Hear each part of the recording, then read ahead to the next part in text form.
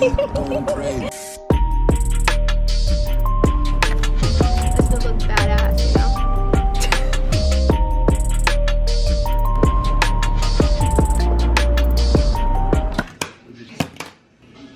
Is this on? Today I'll be interviewing ex-pro skater, husband, father of 3. If you guys ever use paint pens, y'all know the deal. Artist Ramsey the Slasher. His art includes a combination of caricatures, graffiti, and just overall experimental art. His style is very unique. Once you see it, you'll know. And today we're gonna learn more about the artist behind the canvas, or behind the paper, the canvas, the shoes, the refrigerator. And I'm also going to go to one of his shows that will be located at Kava Daddy. So see you guys again soon.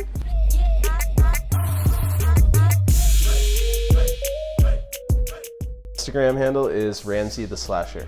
I started doing art when I was a young kid. I mean, if you could call it art. It was more so graffiti in the bathrooms at school. Write vulgar words or draw really crude scenes. Just super inappropriate stuff. YouTube didn't come out, I'm gonna sound like a dinosaur when I say this, until I was like in late high school. So there was not really a lot of exposure to those kind of things through that. Mainly it was books from the library that I would find, or like in Barnes & Noble. We actually used to steal graffiti books. You know, nowadays I do get a lot of my influence from social media, obviously because, you know, there's a network of artists that, you know, you're exposed to, especially if you start doing shows and you take it seriously. You start just meeting people from all over the world and drawing influences, getting creative ideas. So nowadays, yeah, that's definitely a prevalent source of inspiration. I've thought about doing TikTok, but I don't really know where to start. I've tried to make my stories interesting on my Instagram and try to make things a little bit entertaining, but it's not my primary focus. How do you get your art out there if not TikTok? Footwork. I've done a lot of shows, mainly in Miami. Miami is a really good place to get your name out there. I had a gallery that I built for Art Basel. It took me about 3 days to build it. I built these city walls. I called it Slasher City, and it ran for 4 days. It was really cool, and I met a lot of people through that and through all the other events that I've done. How important do you think networking is?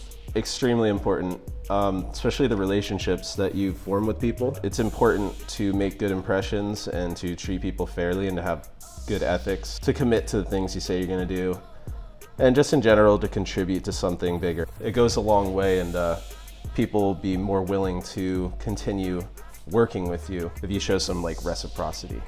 First show I ever did, probably 2009 in Orlando. My friends had this huge college house. I mean, massive. It was like a mansion. And we basically just covered every square inch of the inside of this place with art, and everybody had their own section. I didn't sell a damn thing. I wasn't as involved in my art as I am now. I was primarily a skateboarder back then. I was professional for a little while. I was getting paid to travel and skate. I had sponsors that would give me clothes, boards, wheels, pretty much anything I needed. Never made it to the level of having my name on anything, like having any endorsements, like that level of pro.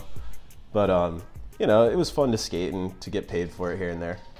Absolutely. It definitely was the thing that brought me closer to like real like street art culture. Because I don't think I would have started going to Miami when I did if I didn't skateboard. You know, we would take the train down there because in the big city, the spots are everywhere. You know, it's like a giant playground if you're a skateboarder. Just being exposed to all the graffiti that you'd see and all the different types of art on the streets, just the culture. It definitely made me realize that there was a lot out there that I didn't understand art, and it made me want to learn about it and know what it was. The first time I saw a tag, a guy named Fossil, his tag was spelled F-O-S-L. 12, 13 years old, and seeing this word everywhere and being like, what the heck is a fossil? Like, I had no idea what a fossil was. And then finally, it clicked in my head one day. Oh, it says fossil. And then I was just intrigued. That was monumental for you to remember that. Oh yeah. It was funny, they caught the guy too. They were charging him with like millions of dollars in damages and stuff. Oh my gosh. They wanted to get him to prove a point because he was pretty brazen. If I could really describe it, I would say confident.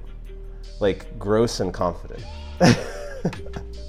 My art is definitely like part of a bigger story and part of my like kind of involvement in that story. Definitely a lot of my anxieties and ways that I view the world. I'm sure like a lot of people notice in my art that I'll, you know, kind of incorporate these really visceral kind of features on these people. And it's not like really even meant to be like literal. It's meant to like represent something. To me, people kind of fall into like these categories. Sometimes you just see the same character repeat throughout your life in different form. It's kind of a mashup, those different feelings that I felt in those moments. Like that type of person stood out to me that much. If you notice like all the plaid in a lot of the backgrounds, that's one of the themes that I do. For some reason, my parents, when I was like really little, they used to make me wear like these little plaid shorts all the time, and I hated them. As a kid, I thought it was really silly to be like wearing like a bunch of like bright color squares on your pants. It just seemed weird. Nowadays, I think it'd be sick. The words? Yeah, like Eureka and welcome to Sloth. Those are definitely based on experiences. The Sloth Factory one was actually from an acid trip that I had in Miami in like 2005. My sister and I drove to Miami. We were going to see this concert. I started hallucinating that there were these sloths climbing up over the walls of this this power plant looking thing. It was one of those things that has all the big generators in it. Yeah, they were climbing right up over the wall and down. And I looked around me and all the hardcore kids, you know, from back in the day, so they all had like the swoopy haircuts, yes. And, you know, they all started blending together and looking like the same person. And then they started kind of taking on the sloth-like appearance with like the hunched back and the claws. And, and I remember telling my sister, I'm like, Megan, don't panic, but we're surrounded by sloths right now. And I was like, I think that's a sloth factory across the street. She lost it, obviously. Couldn't handle that at all. And I couldn't either. I was very nervous. It was kind of a tense situation. Yeah, all of these are the original hand-drawn. If I do prints of anything, I only do 10. I want what people get from me to be as special as possible. When I put out prints, we'll like kind of want certain numbers. You know, they'll either want the first one or the last one. I have several people that collect my art, ranging like all over the country too. I have yet to sell anything overseas, which would be really cool. They pretty much like anytime I put out prints, those are like the first people to like hit me up. And they also have bought several originals from me. So it's always a good feeling when somebody like connects with your art on that level that they wanna collect it, you know. It makes you feel more of a connection to your art as well. It's definitely motivating when somebody connects with your art. And that's kind of what I mean about helping you connect more with your art as well. I think as an artist, you know, there's a lot of uncertainty sometimes when you're creating designs or you're creating something. There is a part of you worries that it's not good enough. It's not reaching like the caliber that you feel like you can reach. People show love and appreciation in that way. I think it definitely helps you break through that anxiety and not worry about that so much. As artists, we do face hella criticism. Yes, I've had people say some pretty mean stuff, but the stuff they were saying was, I mean, it obviously had no merit. It was just somebody just trying to be hateful. Some people, you know, have this compulsion to try to tear someone down, or they don't have anything else to say, so they just they'll try to like take a dig at your personal thing. One of the wackest comments I've heard. It made no sense. This chick was like, she said my art was garbage art because she was talking about my style, like how I do my faces and stuff. And I was like, it's kind of the point. If you see how long I've been doing this, you'll see that I have a specific style. And this is a style that I match in all my work, you know. It's intended. So you'll get people like that just say ridiculous stuff that obviously is like, I think, well, I mean, I got a reaction out of you. I got you to look at it, you know, and study it to such an extent, you know. So who's the joke really on? People don't have to necessarily like your personality. You just have to have a personality. And that's, I think, what guarantees success. I mix a lot of media, which is nothing new, but it's the way that I do it. It's the way that I layer these things and the way that I apply certain techniques with them. Not even just the colors, but the techniques themselves are meant to like interweave with each other and intertwine.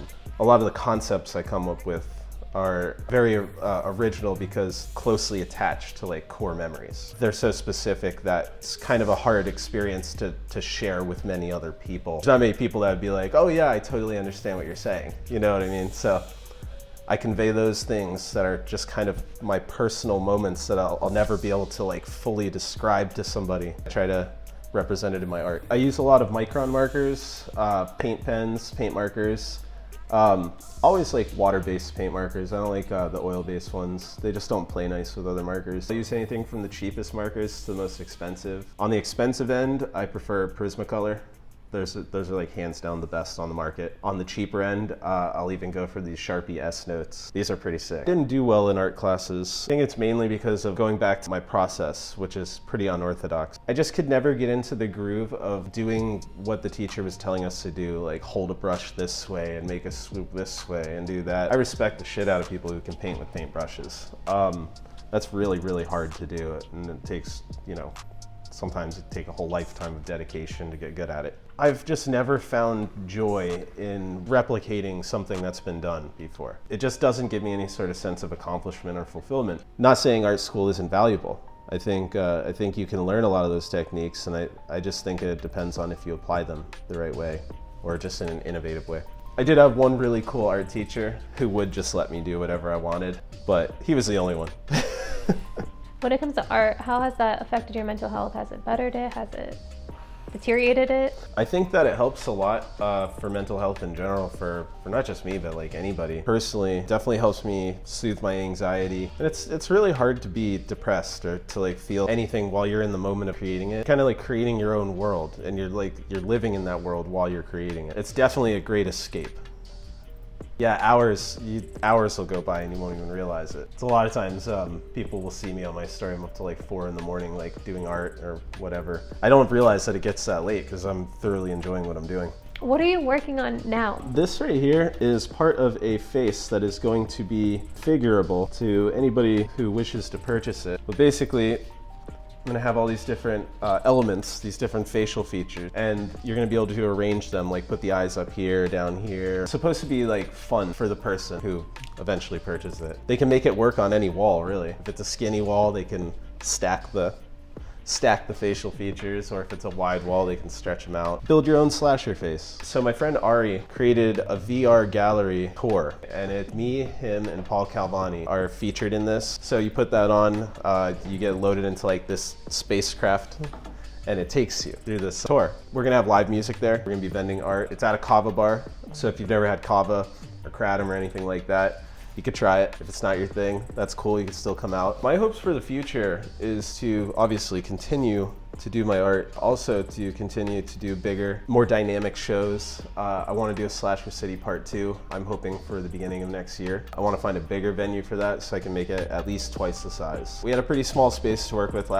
this last year. We made the most of it and it worked out great. So I could imagine if I just had it a little bit bigger, it'd be perfect. I want to take it all over the country if I can. If people will have me or host me, let me do it there. You would like to add or show gratitude towards, or yada, yada? There's so many people. My wife, my kids, they definitely motivate and inspire me. I love them very much. All my friends, people who have hosted me at their galleries or at their places of business who do art shows. There's so many to name. I feel like if I go down a list, it'll be like rolling credits. But I think mainly I'd say, you know, Paul Calvani has helped me out a lot. Edgar, the guys at Kava Daddy. Sabian, who owns Island Vibes down in Miami. And he also has I think he has a location in Del Rey. But either way, he's hosted a lot of my art shows. 12 Len at Velvet Velour. He's the one who gave me his space to build Slasher City in, and that was really sick. Thank you, 12 Len. James, who runs Castle of Arts. He organized pretty much every show that I've been involved in down in Miami. We had that going running for a good solid year and a half, doing shows like every couple of months. So many people. Thank you, everybody. And thank you for the opportunity for the interview. Of course. I really appreciate it. I had a lot of fun watching your other interviews, especially my wife's, you know. All right, guys, thanks for watching the interview. I appreciate it. Let me get back to drawing here. Thanks.